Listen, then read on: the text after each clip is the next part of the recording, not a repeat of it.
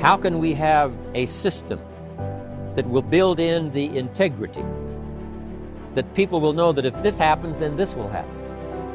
And if this goes wrong, here's the way to fix it. Unless you have the principles and the character and the integrity to put together a viable plan for a wide variety of people, then the system is not going to last very long.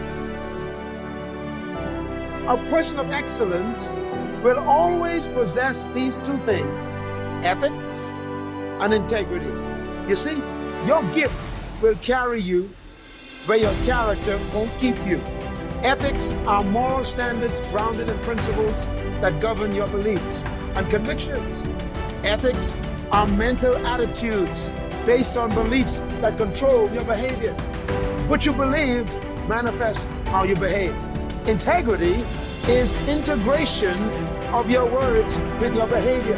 What you say and do are supposed to be consistent if you are a person of integrity. Integrity basically is basic wholeness. In other words, it's consistency. Integrity has so many benefits when you live a life of integrity, because with integrity you do the right thing. That means there's no guilt.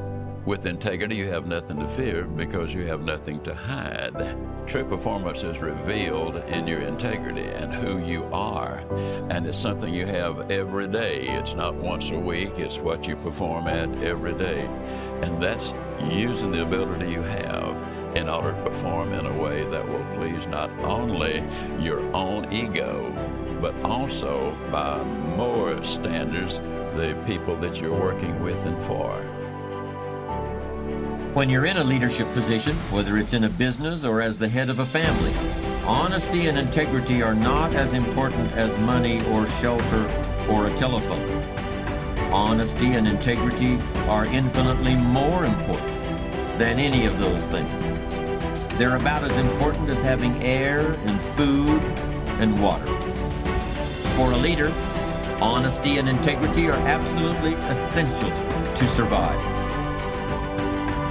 Living the way you're talking about, because people won't always believe everything you say, but they will always believe the example you have set for them. And when you do everything with integrity, then you can always come through in shining colors with those people.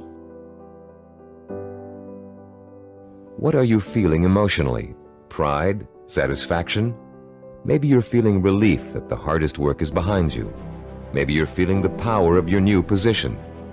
Perhaps you're feeling the exhilaration that comes with knowing that having achieved what you did, you can now achieve anything. You might even be feeling humble, having come face to face with weaknesses you never knew you had during the long, hard effort to reach success. After you have awakened all of your senses to the sight, smell, taste, touch, sound, and feeling of success, you start with a specific statement of what you want to achieve and when you want to achieve it. Then you gather inspirational photographs of others who have achieved what you want to achieve. You imagine and list the rewards and benefits you'll experience as a result of achieving your goal. And finally, you bring these 3 steps together into an imaginary scenario rich in sight, sound, touch, taste, smell, and emotion. This scenario is your vision. It is the driving force behind all of your thinking and activity. The more intense and more detailed your vision is, the more emotional power it will pack. The more often you conjure up your vision, the more drive and sustaining power you'll have behind you. This drive and power will in turn enable you to develop working plans, working habits, knowledge and skills you need to achieve your goal. And it will help you to persist and persevere until it is accomplished. Now that you've imagined reaching your goal in all of its sensory detail, you're going to have the opportunity to record it on tape. Don't leave out a single sensory detail.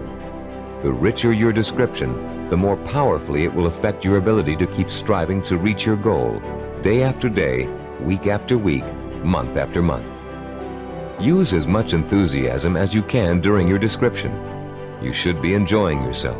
After all, it's your vision of success you're describing. After you've finished recording, play back your description and listen to it carefully. Did you falter in places? Were there things you couldn't describe fully? Did it sound as if you didn't quite believe what you were saying? If the first version of your story doesn't satisfy you, erase it and create another one. Do this over and over until you have a version that completely satisfies you. It should be highly detailed and utterly convincing. And if, along your path to achievement, you find your goal changing shape or form, just record a new version that better fits your new goal.